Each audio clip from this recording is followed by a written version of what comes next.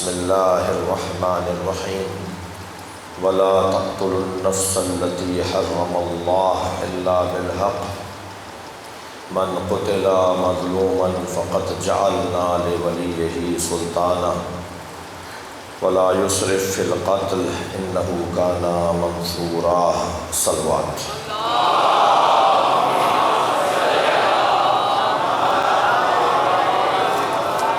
اس سے بہتر اور بلند صلوات کیا.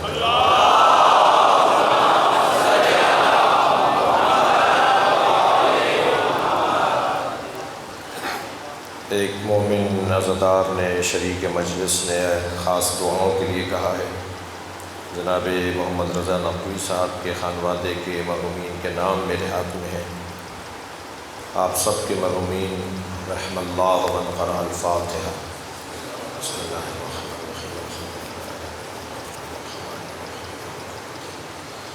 إياك نعبد وإياك نستعين اهدنا الصراط المستقيم. بسم الله الرحمن الرحيم. بسم الله الرحمن الرحيم. اللهم صل على محمد وعلى محمد. مغفرت کے لیے صلوات.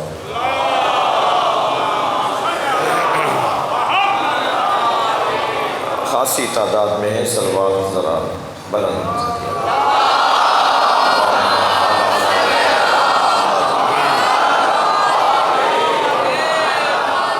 سورہ مبارکہ نحل کی آیت کریمہ ہے. آیت بڑی انفرادی اور روحانی ہے. یوں تو قرآن کا ہر حرف ہمارے لیے رہنما ہے، مگر جس کے دسترخوان پر اس وقت بیٹھے ہوئے ہیں ان کا شکرانہ ادا کرنے کے لیے میں نے یہ آیت تلاوت کی ہے. صلوات پڑھیں گے محمد.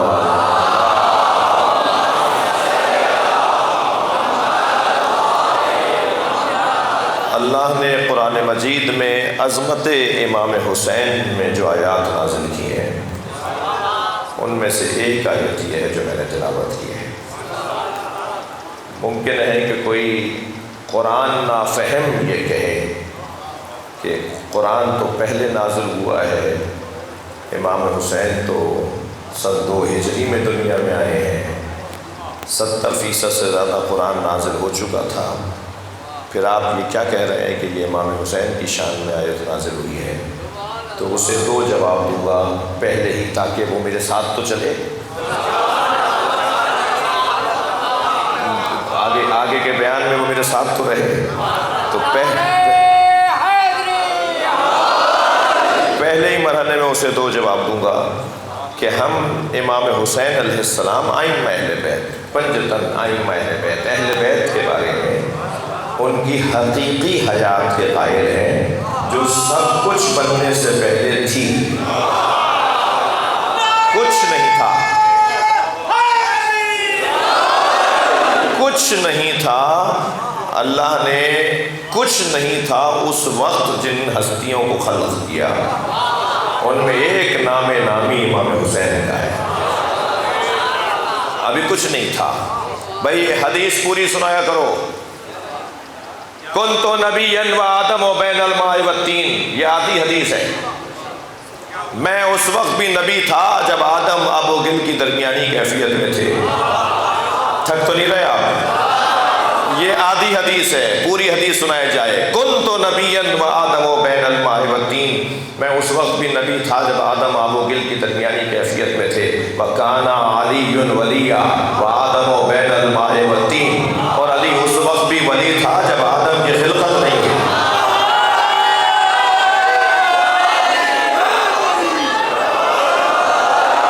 بھائی اگر نعرہ لگا رہا ہے منظم لگائیے،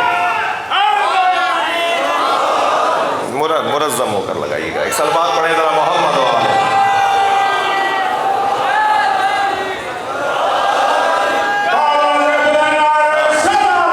ان کا کام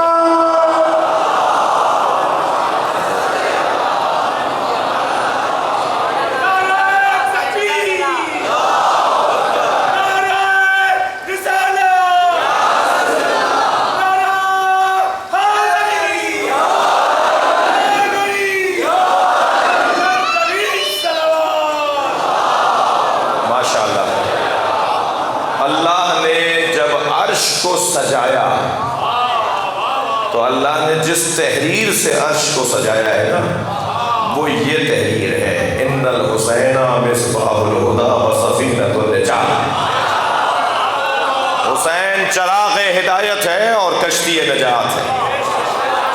اس ایک فقرے سے جیسے حدیث مبارکہ سرکار نے بعد میں کہا، تو یہ جو حدیث ہے نا، ان الحسین مصباح الہدی و سفینۃ النجات، حسین مصباح ہدایت ہے، چراغ ہدایت. چراغ ہدایت، دنیا کا کوئی چراغ تو حسین کے علاوہ بتاؤ جو اب تک جل رہا ہو. بڑے بڑے چراغ بجھ گئے، بلکہ میں اردو زبان کا محاورہ بولوں، بہت سو کے چراغ بجھ گئے. صلوات پڑھے محمد و آل محمد.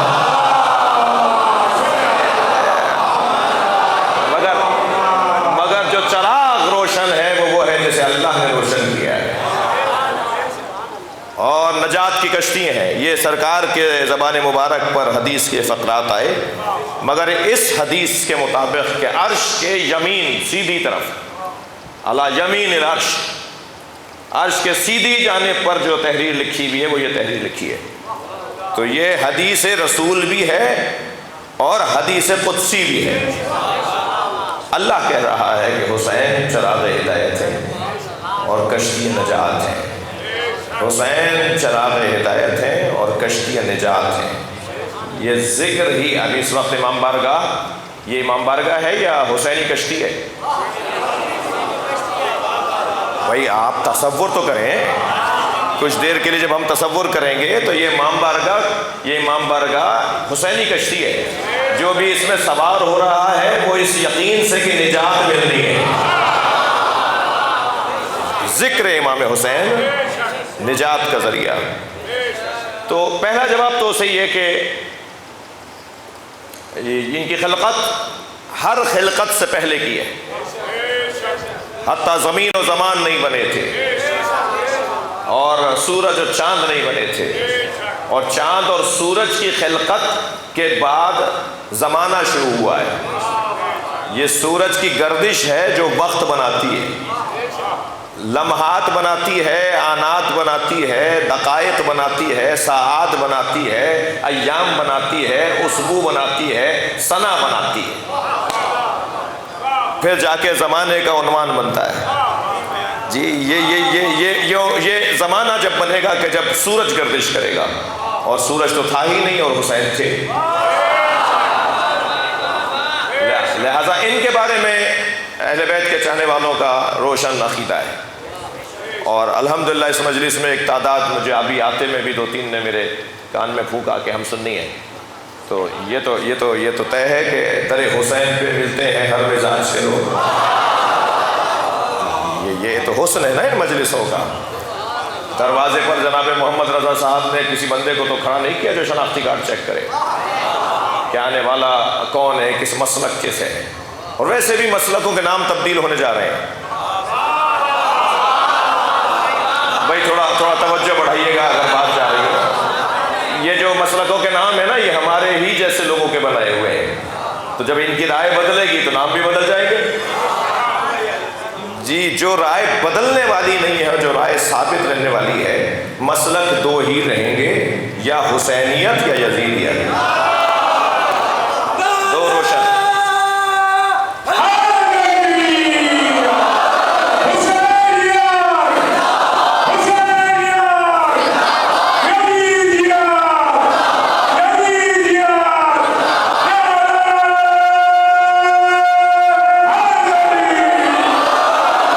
دوسرا جواب اسے یہ کہ قرآن مجید نے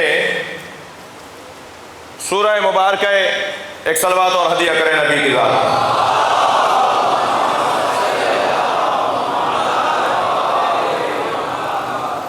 علماء کرام تشریف فرما ہے، صاحبان دقت بیٹھے ہیں، مجلسی مزاج لوگ تشریف فرما ہے، اہل ادب تشریف فرما ہے.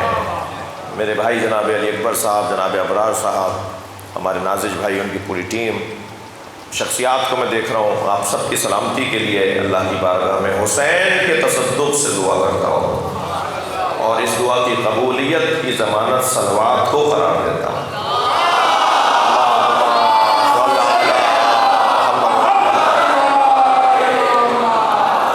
شاہ صاحب سہیل شاہ صاحب توجہ چاہوں گا، قرآن کی ایک حسین آیت جو اس میرے مدعا کو روشن کرے گی. الرحمن علم القرآن خلق الانسان علمہ البیان. ابھی کھول لیجئے قرآن جی، ابھی کھول لیجئے قرآن. سورہ مبارکہ رحمان کی پہلی 4 آیتیں. الرحمن علم القرآن خلق الانسان علمہ البیان. رحمان وہ ہے جس نے انسان کو خلق. الرحمن علم القرآن، رحمان وہ ہے جس نے قرآن کی تعلیم دی، پھر انسان کو خلق کیا، پھر اسے بیان عطا کیا. یہ کون ہے کہ جو خلق بعد میں ہو رہا ہے اور قرآن پہلے پڑھ رہا ہے؟ کوئی ڈھونڈ کے بتائے، یا نام بتاؤ، یا ہم بتانے کے لیے بیٹھے ہیں؟ بھائی روشن 2 اور 2 4 کی بات ہونی چاہیے. یا کوئی نام بتاؤ کہ جیسے اللہ نے خلق پہلے کیا ہو، پہلے اللہ نے اسے قرآن کی تعلیم دی اور پڑھایا پہلے ہو، اور خلق بعد میں کیا ہو. وہ پہلے بنا ہو اور پہلے وہ پڑھا ہو پھر بنا ہو. اور یہ کیسا بن رہا ہے کہ خود اسی سے اللہ پوچھ رہا ہے بتا تجھے کیسا بناؤں، تیری آنکھیں کیسی ہو، تیری زبان کیسی ہو، جو جیسے تو چاہے گا ایسا بنا دوں گا. جس کی مرضی پر اللہ بنا رہا ہو. کیا خان وعدہ ہے. میں کہتا ہوں کہ اللہ کا شکر جتنا ادا کیا جائے کم ہے کہ ہم جس دروازے پر بیٹھے ہیں اس سے اچھا دروازہ نہیں ہے. دنیا کہاں بیٹھی ہے مجھے اس سے غرض نہیں ہے، مگر ہم جہاں بیٹھے ہیں وہاں سے جنت کا راستہ بنتا ہے. ترقی کی راہیں کھلتی ہیں، عظمت کی باتیں نکلتی ہیں. توجہ چاہوں گا. الرحمن علم القرآن خلق الانسان علمہ البیان. وہ رحمان جس نے قرآن کی تعلیم پہلے دی. اب میں اس آیہ کریمہ کی تفسیر میں ایک حدیث مبارکہ ہدیہ کر رہا ہوں. کیا کہا محمد حنفیہ نے امام حسن سے کہ امام حسن نے ایک مرتبہ حسین والا کے فضائل پڑھنا شروع ہوئے. موضوع عظمت امام حسین ہے. میرے مولا حسن فرماتے ہیں ان آخل حسین. توجہ، خبردار میرے بھائی سنو، میرے حسین بھائی کے لیے، بڑا بھائی چھوٹے بھائی کے لیے، بڑا حسین چھوٹے حسین کے لیے. جی ایک مرتبہ ارشاد فرما رہے ہیں ان آخل حسین قد عالمنا علما. میرا بھائی حسین ہم سب سے بڑا عالم ہے.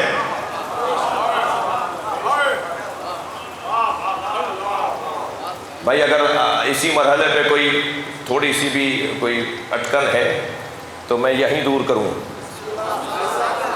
4 محمد ہیں، 4 علی ہیں، 2 حسن ہیں، حسین ہی ہے. میرے مولا صلوات پڑھ لیں محمد و آل محمد.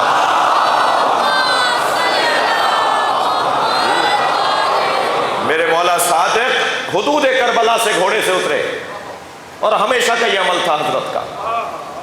حد کربلا کی حدیں جہاں سے شروع ہو رہی تھی وہاں سے گھوڑے سے اتر گئے. گھوڑا ساتھ چل رہا تھا اور آپ پیدل چل رہے تھے. تو ایک چاہنے والے نے پوچھا مولا جہاں جا رہے ہیں وہ بھی امام اور آپ بھی امام، آپ کا یہ ادب حسین ابن علی کے لیے ایسا کیوں ہے؟ تو میرے مولا کو وہ جملہ اچھا نہیں لگا. حضرت بے ساختہ فرمایا ہمیں امامت بتصدق حسین ملی ہے. ان آخر حسین قد عالمنا علما. میرا بھائی حسین ہم سب سے بڑا عالم ہے. اس کے بعد والا جملہ سنیں وَأَسْقَلُنَا حِلْمًا. اور ہم سب سے زیادہ بردبار ہیں. اسقلنا حلما. اور ہم سب سے زیادہ مولانا توجہ ہم سب سے زیادہ بردبار ہیں. اعلمنا علما اسقلنا حلما واقربنا من رسول اللہ رحمہ. اور ہم سب سے زیادہ رسول اللہ کی قربت رکھتا ہے. یعنی مجھ حسن کو بھی نانا سے کچھ کہنا ہوتا ہے تو حسین سے کہتا ہوں. بابا بھی کہتے ہیں تو کہتے ہیں حسین تم کہو نانا سے. حسین ہے. اقربنا من رسول اللہ رحمہ. قربت میں ہم سب سے زیادہ رسول اللہ کے قریب ہیں. اب 2 جملے بعد والے میرے مضمون کے ہیں. یہ 3 جملے کیونکہ پورے خطبے کا حصہ تھا تو میں نے آپ کو سنا دیے. مضمون میں میرے جو جملہ ہے وہ یہ ہے. حضرت فرماتے ہیں کانا توجہ کانا یقرأ الوحی قبل ان ینطق، حسین نے قرآن نازل ہونے سے پہلے قرآن پڑھ لیا تھا۔ سبحان اللہ۔ کانا یقرأ الوحی قبل ان ینطق، حسین نے قرآن کو، ابرار بھائی ہدیہ کر رہا ہوں، منطوق ہونے سے پہلے پڑھ لیا تھا۔ قرآن جو ابھی آپ زیارت کریں کہیں رضا خانہ میں قرآن، مسجد میں قرآن، آپ کے گھر میں قرآن ہے، یہ جو الفاظ میں ڈھلا ہوا قرآن ہے یہ منطوق ہے، نطق میں آیا ہوا قرآن۔ اور جو قرآن منطوق نہیں ہوتا وہ قرآن مکنون ہے۔ قرآن مکنون وہ ہے کہ جسے لا یمسہ الا المطہرون، جسے صاحبان طہارت کے علاوہ کوئی مس نہیں کر سکتا، اور منطوق یہ ہے جسے آپ اور میں مس کرتے ہیں، یعنی ابھی لفظوں میں ڈھلا نہیں تھا۔ اچھا میرے بچے تھوڑا سا میرا ساتھ دو، قرآن نازل ہوا ہے نا، کتنی دفعہ سنا آپ نے، بار بار سنتے ہیں، قرآن نبی پہ نازل ہوا، قرآن کی فلاں آیت نازل ہوئی۔ نازل کسے کہتے ہیں؟ نزول کسے کہتے ہیں؟ میں ابھی مجبوراً ضرورتاً آپ سے اوپر بیٹھا ہوں، میرا ضرورتاً اوپر بیٹھنا حقیقتاً مجھے افضل نہیں بنا رہا۔ کیا معلوم وہاں بیٹھا ہوا، اور مجھے معلوم ہے وہاں بیٹھا ہوا مجھ سے افضل ہے، تو ضروری نہیں ہے کہ کوئی زمین پر بیٹھا ہو تو وہ مفضول ہو جائے، اور کوئی کرسی پہ بیٹھا ہے تو وہ افضل ہو جائے۔ تو پہلے تو عزاداروں کا مقام یہ ہے کہ امام نے جب یاد کیا ہے نا حسین کے عزاداروں کو، تو من بکا او ابکا او تبا کا، ترتیب میں من بکا جو روئے، ترتیب میں پہلے آپ کو یاد کیا ہے مولا نے، پھر رلانے والے کو یاد کیا ہے جو ممبر پہ بیٹھتا ہے، پھر مجلس کا ماحول بنا۔ میں ترجمہ نہیں کرتا کہ جو رونے کی شکل بنائے، وہ پہلے والے جملے میں آ گئی، بات ہو گئی، جو روئے جو رلائے، اب پھر ترجمہ کیا جاتا جو رونے کی شکل بنائی۔ میں پوچھ کر اور تحقیق کر کے بات کر رہا ہوں، رونے کی شکل بنائے کا ترجمہ اچھا نہیں ہے، وہ رونے والا رونے کی شکل بن گئی اس کی، تو امام ایک بات کو اضافی کیوں کہیں گے؟ نہیں، ترجمہ ہوگا جو رونے کا ماحول بنائے، یعنی بانی مجلس، فرش بچھانے والا، مائک لگانے والا، آپ کو آگاہ کرنے والا کہ مجلس کا وقت کیا ہے، خطیب کو دعوت دینے والا، سوز خان کو دعوت دینے والا، یہ ماحول بنانے والا، جو روئے رلائے رونے کا ماحول بنائے، ان تینوں کو امام نے یاد کیا ہے۔ مگر ترتیب میں منتظر بھائی کون ہے؟ پہلے رونے والا۔ میں نہیں ہوں گا، آپ تب بھی حسین کے عزادار ہو سکتے ہیں، یعنی میں آپ کا محتاج ہوں، آپ میرے محتاج نہیں ہیں، آپ کا مقام بہت بلند ہے، لہذا مجھے آپ کا احترام کرنا ہے، اور آپ کا مقام اس لیے بھی بلند ہے کہ آپ کے ہی درمیان آ کر انوار تشریف فرما ہوتے ہیں، جی نور بیٹھتے ہیں آپ کے درمیان آ کے، فرشتے بھی آتے ہیں تو وہ حسین کے عزاداروں کے درمیان آ کے بیٹھتے ہیں، اور آتے ہیں فرشتے، اس پہ بھی حدیث ہے، اہل علم مستحضر ہے۔ تو اب میں جو یہاں دو زینے اوپر بیٹھا ہوں، جب اتروں گا تو یہ اترنا میرا نزول کہلائے گا، تو جب میں نیچے اتراؤں گا تو ادھر والے مجھے نہیں دیکھ پائیں گے، ابھی سب دیکھ رہے ہیں، تو میرا نیچے اترنا میری اس کیفیت سے نیچے مجھے لائے گا جو اس سے پہلے تھی۔ قرآن مکنون ہے تو اس کی وسعت اور ہے، قرآن منزل ہے تو اس کی محدودیت اور ہے۔ بھائی ایک لفظ کے کتنے معنی بنائیں گے؟ عربی زبان سے بڑی زبان نہیں ہے، بہت بڑی زبان ہے عربی، پھر بھی بتا دیجئے ذرا کہ ایک لفظ کے کتنے، 5 10 20 50 100، کسی بھی لفظ کے 100 معنی نکال لیں گے نا، زیادہ سے زیادہ 200 1000، مگر کہیں جا کے رکیں گے کہ اس لفظ کے 1000 سے زیادہ معنی نہیں ہے، تو محدود کر دیا آپ نے۔ بھائی تھوڑا سا مفہوم کو محسوس کیجئے گا، آپ نے قرآن کے جو علم ہے اللہ کا اسے الفاظ میں محدود کر کے نازل کر کے منزل کر کے اسے محدود کر دیا نا، تو یہ اللہ کا علم الفاظ کی وجہ۔ اچھا پھر کیا کرتا؟ ضرورت ہماری تھی، اللہ کی نہیں تھی، عربی میں نازل کرنا ہماری ضرورت تھی کیونکہ اس سے زیادہ وسیع زبان نہیں تھی، اس لیے قرآن کو عربی میں نازل کیا اللہ نے۔ مگر قرآن جب زبان میں ڈھلے گا تو قرآن مجید کا جو مفہوم وہ محدود ہو جائے گا۔ تو یہ منطوق ہے، یہ منزل ہے، یہ نازل شدہ قرآن ہے۔ وہ قرآن کیا ہوگا جسے کوئی سمجھ ہی نہیں سکتا سوائے صاحبان طہارت کے، وہ قرآن جس تک کوئی پہنچ نہیں سکتا سوائے صاحبان طہارت کے۔ بھائی اس قرآن کو جسے مکنون کہہ کر اللہ نے قرآن میں یاد کیا ہے، خود قرآن کو مکنون، کتاب مکنون لا یمسہ الا المطہرون، اس تک جن کی رسائی ہے ان میں ایک نام نامی امام حسین کا ہے۔ لہٰذا امام فرما رہے کانا یقرأ الوحی قبل ان ینطق، حسین نے قرآن نازل ہونے سے پہلے قرآن کو پڑھ لیا تھا۔ کانا فقیہا قبل ان یخلق، حسین فقیہ تھے کہ ابھی دنیا میں آئے نہیں تھے۔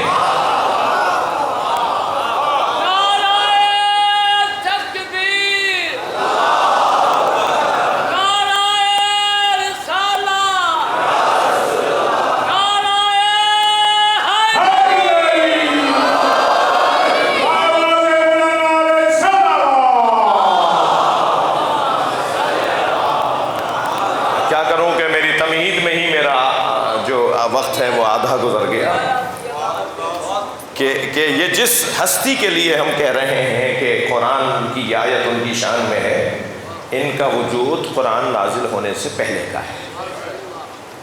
ہم ان کے علاوہ اچھا یہ والی بحث اہل سنت جو اہل دل ہیں، اہل سنت کے ہاں بھی یہ بحث مانوس ہے۔ یہ جو بات میں کر رہا ہوں نا، یہ اہل دل اہل سنت کے ہاں، دل والے اہل سنت کے ہاں یہ بحث مانوس ہے، انہیں بھی پتہ ہے کہ میں کیا کہہ رہا ہوں۔ لہذا کوئی اس میں ایسی بات نہیں ہے کہ صاحب یہ کوئی شیعوں کا خاص ہوا ہے، اہل دل جانتے ہیں کہ میں کیا کہہ رہا ہوں۔ امام حسین کی شان میں قرآن کی جتنی آیات ہیں، میرے قرآن کے طالب علم ساتھی ذرا توجہ کریں، قرآن کی جتنی آیات ہیں ان کے مصادیق، ان کے مصداق، خاص طور پر فضائل کی آیات، میں ان کی بات کر رہا ہوں، بات ہی ان کی کر رہا ہوں ابھی میں، فضائل کی آیات، ان کا مصداق اول سرکار کی ذات۔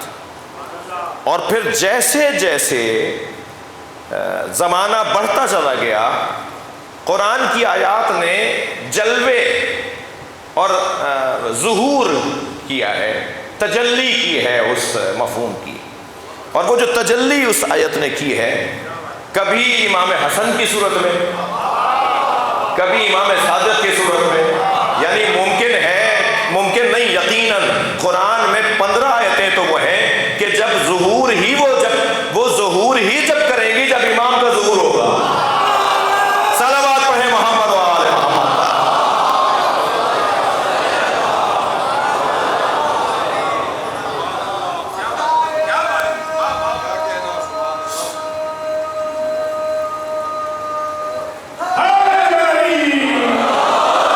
امام کے ظہور پر جن کا ظہور ہوگا وہ سمجھ میں ہی نہیں آ رہی ہیں ابھی بہت سو کو، امام کی آمد سمجھا دے گی کہ کیا کہہ رہے ہیں۔ بقیت اللہ خیر لکم ان کنتم مومنین، سمجھ میں نہیں آ رہا ان لوگوں کو جو بقیت اللہ کو جانتے ہیں، وہ تو جب بقیت اللہ سامنے آئے گا تب پتہ چلے گا کہ بقیت اللہ کیا ہے۔ تو قرآن میں ایک نہیں بہت ساری آیات ہیں جن کا جلوہ بھی ہوا ہی نہیں ہے، تو یہ نہیں کہا جائے گا کہ قرآن اس زمانے میں نازل ہوا تو اسی زمانے کے لیے تھا، نہیں، قرآن آخر تک جائے گا اور ہر زمانے کے لیے اللہ نے قرآن کو نازل کیا ہے۔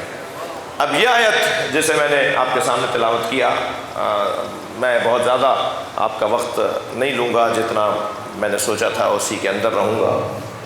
بہت دیر سے عبادت میں مصروف ہیں اور بہت دور دور سے تشریف فرما ہیں، اور بہت دیر سے اللہ آپ کو اس حاضری پر خاص انعام عطا فرمائے، بہت دیر سے تشریف فرمائے۔ اللہ ارشاد فرما رہا ہے، توجہ، وَلَا تَقْتُلُوا النَّفْسَ الَّتِي حَرَّمَ اللَّهُ إِلَّا بِالْحَقِّ، خبردار محترم نفس کو قتل نہ کرو۔ حرم اللہ کو محترم میں نے ترجمہ کیا ہے، اللہ نے جس کو محترم قرار دیا اس نفس کو قتل نہیں کرو۔ قتل کرنے والے جمع کا صیغہ ہے، بہت سارے لوگوں سے اللہ بات کر رہا ہے. جسے مارا جائے گا وہ ایک ہے. بہت سارے لوگوں سے اللہ کہہ رہا ہے کہ بہت سارے لوگ مل کر اس ایک محترم نفس کو قتل نہیں کرو. اللہ نے جس وجود کو محترم قرار دیا ہے، جس وجود کو اللہ نے محترم قرار دیا ہے، سرکار اللہ کی مراد کو پہنچانے آئے ہیں. نبی مکرم سرکار کی مراد کو پہنچانے آئے ہیں. لہذا جسے اللہ محترم کہے اس کا احترام تو دیکھیے. سجدے میں سر ہے، حسین پشت پر بیٹھے ہیں. نبی سجدے کو طول دیں گے اس لیے کہ بیٹھنے والا محترم ہے.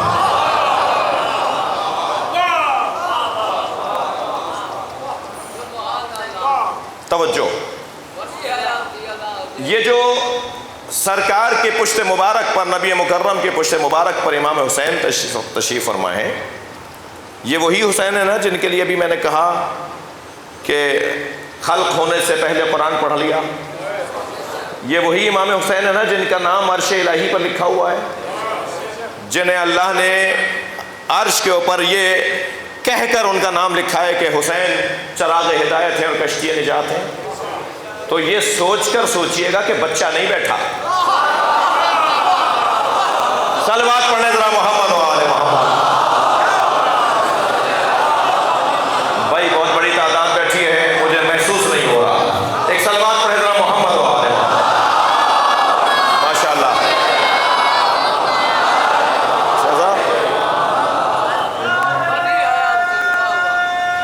یہاں پانی رکھا تھا بیٹا، دینا.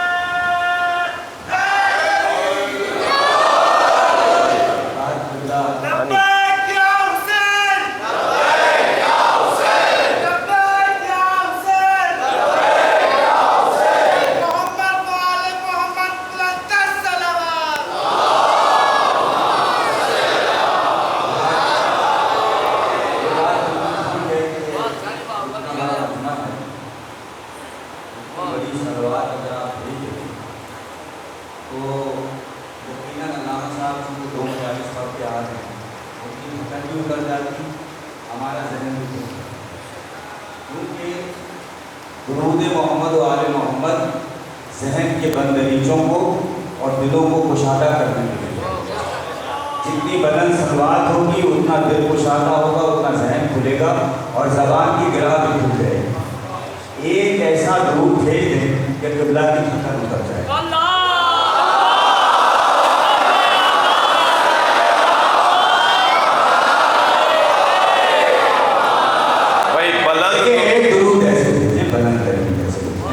برائے خوشنودی محمد و آل محمد بلند تر صلوات. ماشاءاللہ. اور ایک نعرہ ایسا لگا دیں کہ ایسا لگے کہ آپ غدیر کے میدان میں بیٹھے، کیونکہ غدیر کے میدان میں 1.25 لاکھ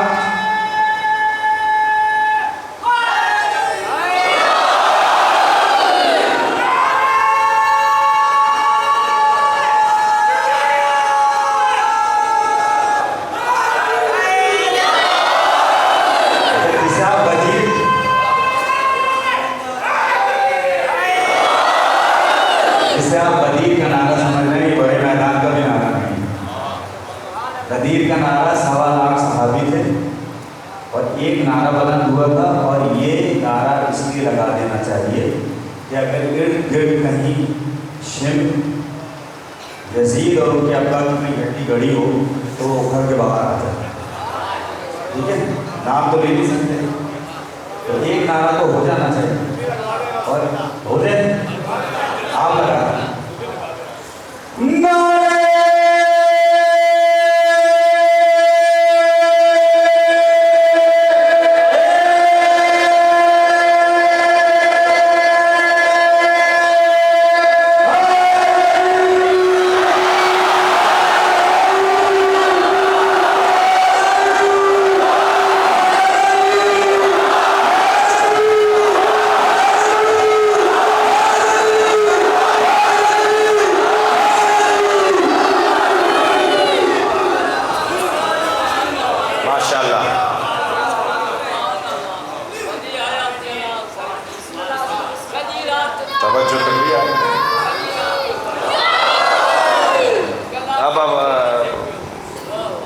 بھائی لگ رہا ہے کہ اب مجلس شروع کرو.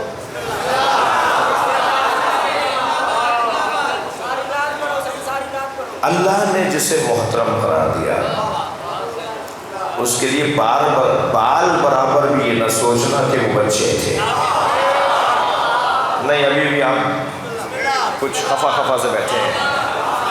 جی غور میں علمی دلیل دینے جا رہا ہوں. اب تک بھی باتیں وہی کی ہیں میں نے. جسے اللہ محترم قرار دے اسے یہ نہیں سوچیے گا کہ وہ بچے تھے اور پشت پہ آ کے بیٹھے. جب سرکار نے فرمایا نا ہما امامان قاما وقعدا، یہ دونوں میرے بیٹے امام ہیں، چاہے دونوں کھڑے ہوں یا دونوں بیٹھے ہوں. ترجمہ ٹھیک کیا ہے میں نے؟ معمولاً ترجمہ کیا جاتا ہے چاہے ایک کھڑا ہو اور ایک بیٹھا ہو. نہیں بھائی، تثنیہ کا صیغہ ہے. چاہے دونوں کھڑے ہوں یا دونوں بیٹھے ہوں. جب نبی نے فرمایا نا یہ دونوں تمہارے امت کے لیے کہا، یہ امت تمہارے لیے یہ دونوں امام ہیں، تو جس وقت کہا تھا نا امام ہے گودیوں میں تھے. صلوات پڑھیں محمد و آل محمد.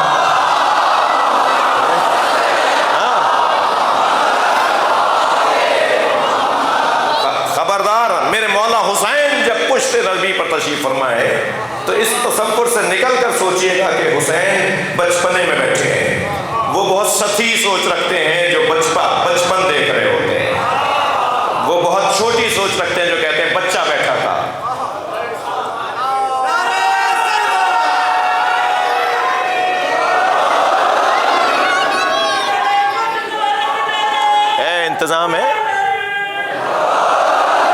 انتظام ہے جنریٹر کا انتظام. جی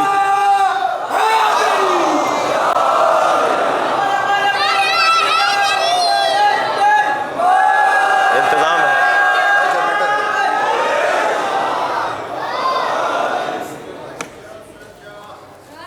بیٹھ.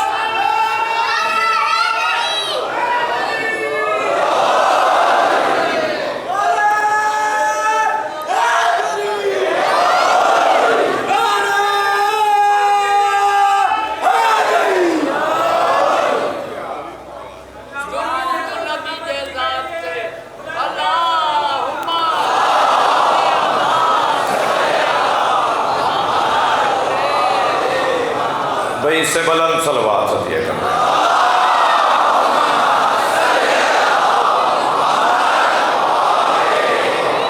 بہت زیادہ زحمت نہیں دینی، مگر میں اپنے اصلی مطلب پر آ گیا ہوں کہ جب پشت رسول پر امام حسین تشریف فرما ہے تو یہ حسین مولا ہے یا مشیت پروردگار ہے؟ کچھ اللہ چاہتا ہے بھائی اس منظر سے. اللہ کچھ چاہتا ہے اس منظر سے کہ حسین جب نبی کی پشت پر بیٹھے تو توجہ کچھ کہنے جا رہا ہوں. جب آپ حالت نماز میں ہوتے ہیں تو آپ کے ذہن میں کون ہوتا ہے یا کون ہونا چاہیے؟ اللہ. بہت واضح بات ہے. جی میں نے آپ کو کوئی بات ہی نہیں تھی جو امتحان لیتا، میں تو روشن بات ہے کہ جب ہم نیت کرتے ہیں قربتاً اللہ تو ہماری یہ نیت تکبیر سے پہلے شروع ہوتی ہے اور تکبیر کے بعد ختم ہوتی ہے. پوری نماز میں یہ نیت رہتی ہے قربتاً اللہ کی. تو جب ہم نماز پڑھتے ہیں اور نماز میں سب سے افضل ترین رکن سجدہ، تو حالت سجدہ میں کون ذہن میں ہوگا؟ جی اللہ ذہن میں ہے، اور وہ بھی نماز مصطفیٰ کی. میری اور آپ کی نماز نہیں، سرکار کی نماز میں سرکار کے ذہن مبارک کا حاکم اللہ، پشت پر حسین. تو حسین کو سوچ رہے تھے یا نہیں؟ تو کہیں کونے سے آواز نہ آ جائے کہ غیر خدا کے تصور سے نماز باطل ہو جاتی ہے. یہ مسلمان تو ایسا ہے کہ نبی کی نماز پہ بھی سوال اٹھا دیتا. یعنی اسی ایک وقت میں اللہ کو بھی سوچ رہے ہیں، حسین کے بھی سوچ رہے ہیں. اچھا اگر یہ والی بات قابل ہضم نہیں ہے تو مجھے آتا ہے کام. جب آپ مکے جاتے ہیں حج کرنے، عمرہ کرنے، تو سب سے مہنگی 2 رکعت نماز جو مقام ابراہیم پر پڑھی جاتی ہے، اس کی نیت کیا ہے؟ کہاں کھڑے ہو کے پڑھنی ہے؟ مقام ابراہیم آپ کے اور خانہ کعبہ کے درمیان ہو. آپ کے اور خانہ کعبہ کے درمیان مقام ابراہیم ہو. یعنی دنیا کا سب سے پیسے والا مسلمان، سب سے صحت مند مسلمان، یہ دو شرطیں ہیں حج کے لیے، صحت بھی ہو اور پیسہ بھی ہو۔ پیسے والا مسلمان، صحت مند مسلمان سب سے مہنگی نماز پڑھنے جب جاتا ہے نا مکے میں، تو بغیر ابراہیم کے تصور کے نماز نہیں ہوتی، بغیر حضرت ابراہیم کے تصور کے نماز نہیں ہوتی۔ جو مہنگی ترین نماز بغیر ابراہیم کے تصور کے نہ ہو، اللہ چاہتا ہے جذبہ ابراہیمی کے ساتھ نماز پڑھنے آؤ، اللہ چاہتا ہے جذبہ قربانی کے ساتھ نماز پڑھنے آؤ۔ یہ سجدے میں سر نہیں رکھو بلکہ سر دینے کو تیار ہو جاؤ، یہ رکوع نہیں ہے گردن پیش کرنے کو تیار ہو جاؤ، یہ قیام نہیں ہے، یہ میدان جہاد ہے۔ لہذا محراب کو محراب کہتے اس لیے ہیں وہ جائے حرب ہے، وہ مقام حرب ہے، حرب یعنی جنگ، محراب یعنی مقام حرب، جہاں انسان اپنے آپ سے لڑ رہا ہوتا ہے، اور جو اپنے آپ سے لڑنے میں کامیاب ہو جائے پھر وہ دوسرے کو تو ایسا پٹکتا ہے کہ وہ اس کی نسلیں یاد کرتی ہے۔ اصل تو مسئلہ ہی اپنے آپ کو مارنا ہے۔ صلوات پڑھنے ذرا محمد و آلہ۔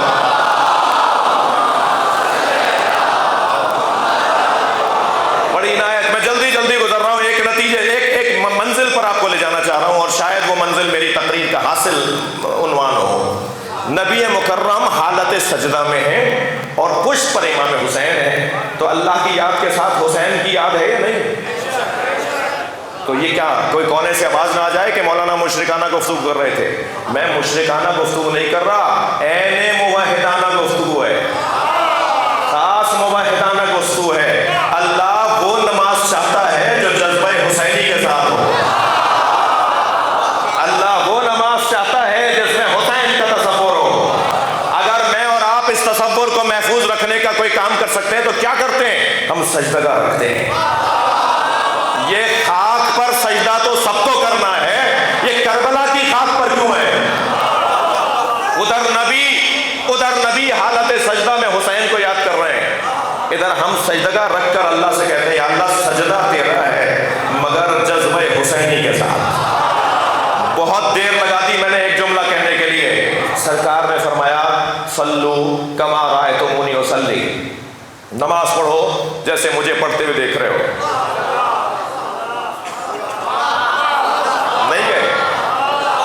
نماز پڑھو جیسے مجھے پڑھتے ہوئے دیکھ رہے ہو، یہ نہیں فرمایا صلو کما اصلی، نماز پڑھو جیسے میں پڑھ رہا ہوں۔ تو پھر ہم راویوں سے پوچھتے کہ تم بتاؤ کیسے پڑھتے تھے؟ سرکار فرما رہے مجھے دیکھو، صلو کما رأیتمونی اصلی۔ حضرت بلال حبشی کہتے ہیں کہ میں تو نبی کو دیکھنے جاتا تھا نماز بھی ہو جاتی تھی۔ بھائی تھک رہے ہیں آپ حضرات میری بات سے۔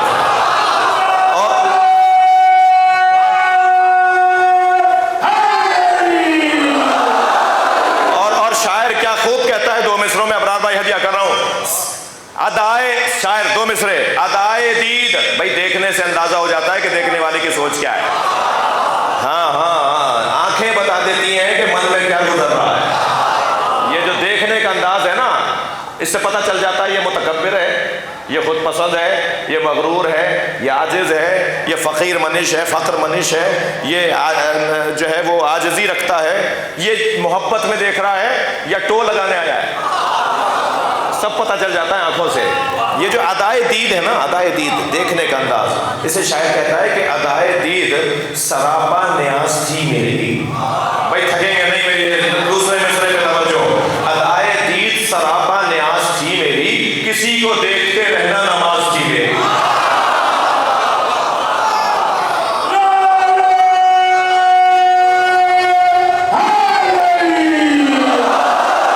سرکار فرما رہے ہیں صلو کما رأیتمونی اصلی، نماز ایسے پڑھو جیسے مجھے پڑھتے ہوئے دیکھا ہے۔ تو بس جملہ حاصل جملہ کہہ رہا ہوں، نبی کو ہم نے نماز ایسے پڑھتے ہوئے دیکھا ہے کہ حالت سجدہ میں ہے، پشت پر حسین ہے، سجدہ طول پا رہا ہے اس لیے کہ حسین بیٹھے ہوئے ہیں۔ صلوات پڑھیں محمد و آلہ۔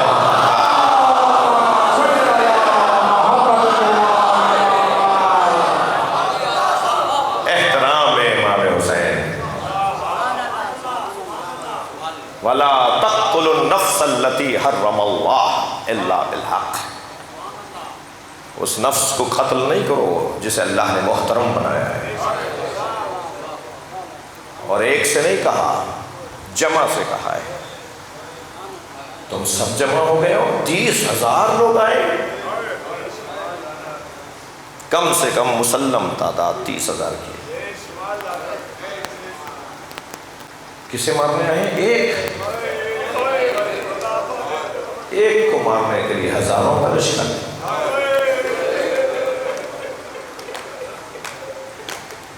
پہلے اصحاب کو مارا، پھر گود کے بالوں کو مارا، پھر ایسے ایسے عزیزوں کو مار دیا جن کا جنازہ حسین نے جب اٹھایا تو امام حسین کی آنکھوں سے آنسو رک نہیں رہے تھے۔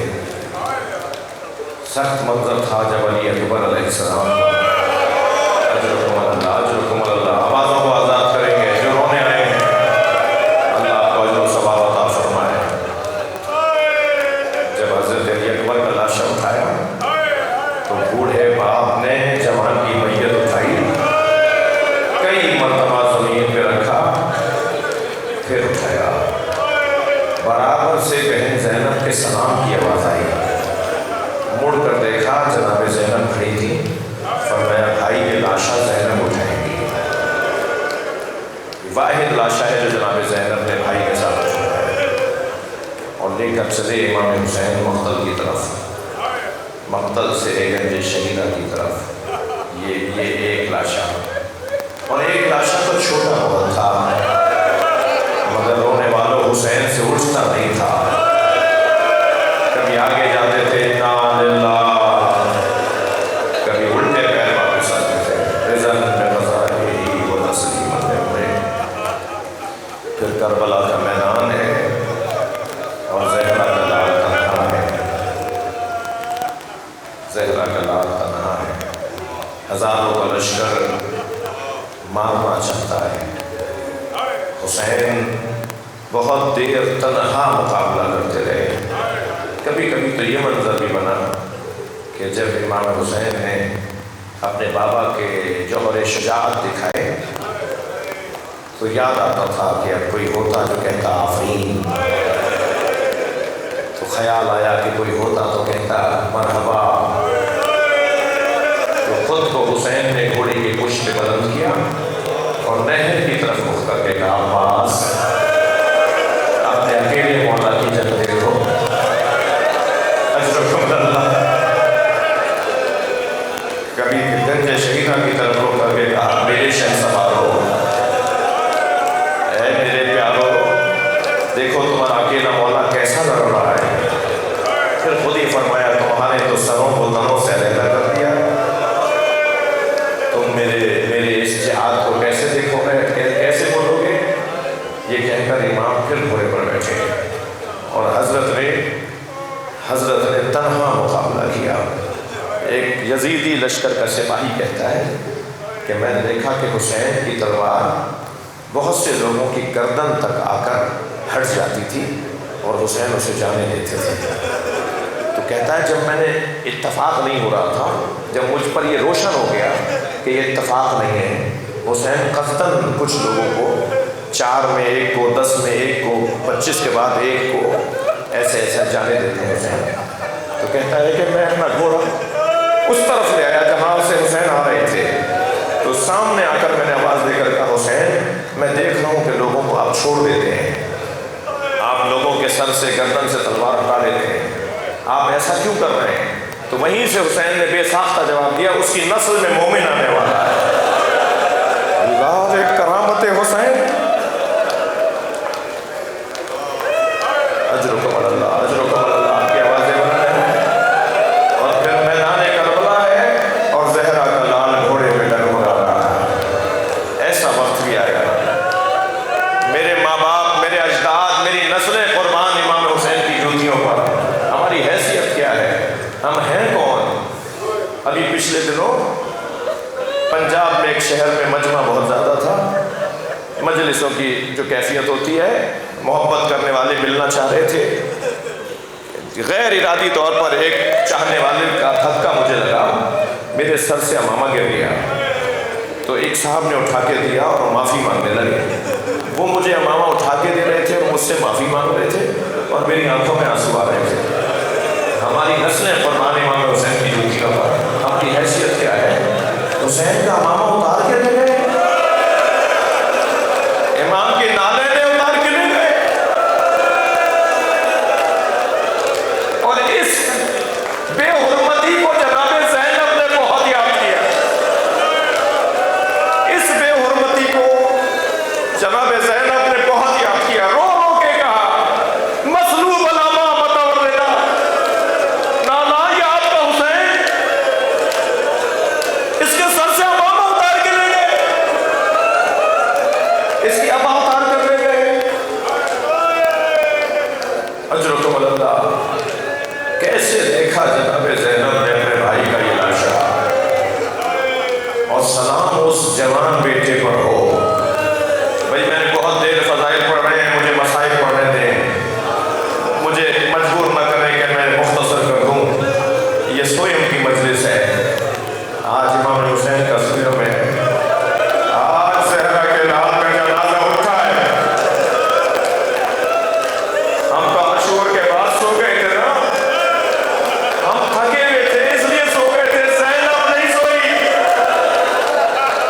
اہل بیت کے بچے نہیں سوئے. اجرکم اللہ, اجرکم اللہ. اپنی آوازوں کو آزاد کریں گے. جب آپ بلند آواز سے روتے ہیں نا, امام جعفر صادق دعا دیتے ہیں, امام محمد باقر ہاتھ اٹھا کے دعا کرتے ہیں رونے والوں کے لیے. آج امام حسین کا جسد مبارک قبر کے حوالے کیا گیا, اور کیسے کیا گیا اس کا بیان بہت مشکل ہے. امام کا جنازہ امام کے علاوہ کوئی دفنا نہیں سکتا. معصوم کو غسل معصوم ہی دے گا. یہ عقیدہ ہے مسلم تشیع کا, اور اس پر دلائل ہیں اور اس پہ علمی گفتگو ہے. جب 12 محرم کو بنی اسد نے چاہا نا کہ حسین مولا کا جنازہ قبر کے حوالے کر دیں, یہ جب گھروں سے باہر نکلے تو کوفے کی طرف سے ایک سوار آتا نظر آیا. انہوں نے آپس میں کہا یہ کوئی حکومت کا کارندہ نہ ہو, لہذا واپس گھروں کو چلے جاؤ. جب یہ چلا جائے گا تب آئیں گے باہر. تو دور سے امام نے آواز دی, میں علی ابن الحسین ہوں, مجھے تمہاری مدد کی ضرورت ہے. ایک تو نہیں, پورا گاؤں گواہ ہے اس روایت کا, پورا گاؤں گواہ ہے اس روایت کا. امام قریب آئے, امام نے فرمایا ایک بڑی قبر بناؤ. ایک بڑی قبر بنائی, ایک بڑی قبر نقش کی گئی, آمادہ کی گئی. سارے شہداء کو ترتیب کے ساتھ امام نے اس بڑی قبر میں بٹھایا, جسے گنج شہیدہ کے نام سے کربلا جا کے آپ زیارت کرتے ہیں. ایک بڑی قبر میں سارے شہید. آپ کتنے جنازے رہ گئے؟ حضرت علی اصغر, حضرت علی اکبر, امام حسین, جناب عباس. پھر ان سے کہا کہ اب میرے ساتھ نہر کی طرف چلو, نہر کی طرف چلو. اب ان سب کو نہر کی طرف لے کر گئے تو جنازہ جس کا قد بہت دراز تھا, اس کا جنازہ بہت چھوٹا سا تھا. اجرکم اللہ, اجرکم اللہ. قیامت کے جملے ہیں اگر میں محسوس کر رہا ہوں. میرے مولا سجاد نے, اجرکم اللہ, میرے مولا سجاد نے, امام سجاد نے حضرت عباس کا لاشا اٹھایا تو لاشا ڈھلک جاتا تھا, لاشا ڈھلک جاتا. چٹائی میں لپیٹ کر ایک گٹھڑی بنا کر اللہ نے قربت قبر کے حوالے کیا. اور پھر آئے ہیں, کہا ایک بڑی قبر بناؤ سرہانے, ایک بناؤ مائٹھی. سرہانے امام حسین کو لٹایا اور مائٹھی حضرت علی اکبر کو لٹایا, اور حضرت علی اکبر کو لٹا کر کہا بھیا تمہیں بابا کا جواب مبارک ہو, میں کوفے کے بازار میں پھوپھیوں کے ساتھ ہوں. جہاں کوئی پتھر مارتا ہے, کوئی سجدے کی کھجوریں دیتا ہے, کوئی اشارے کرتا ہے. اجرکم اللہ. بس آخری جملے کہہ رہا ہوں, مجلس ہو گئی. یہ کیا ہو گیا؟ مجلس کا حاصل نصیب ہو گیا. مال مجلس یہی ہے. حضرت امام سجاد نے بابا کو قبر میں لٹایا, قبر کو خاک سے یکساں کیا, اور پھر انگشت شہادت سے جملہ لکھا, ھذا قبر حسین الذی قتلوا عطشانا. یہ اس کی قبر ہے جسے, اس حسین کی قبر ہے جسے پیاسا مارا, جسے پیاسا مارا. بڑا احساس تھا اہل بیت کو امام حسین کی پیاس کا. یہ کہہ کے کربلا سے آ گئے. میں نے بھی یہاں مجلس کو ایک منزل دے دی نا. کربلا میں امام حسین کے حرم میں ایک بزرگ عارف عالم